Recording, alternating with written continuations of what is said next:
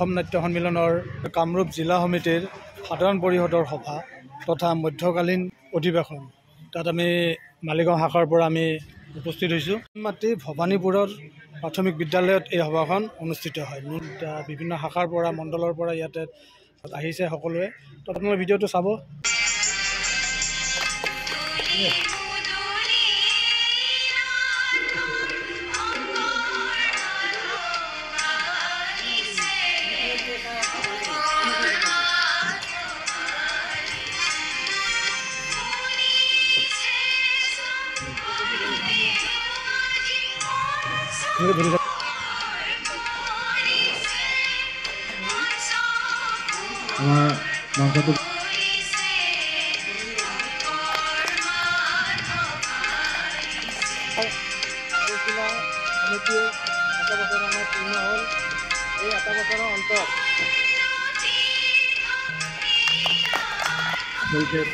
অসম নাট্য সন্মিলনৰ আমাৰ আজি যি কামৰূপ জিলাৰ যি এই অনুষ্ঠান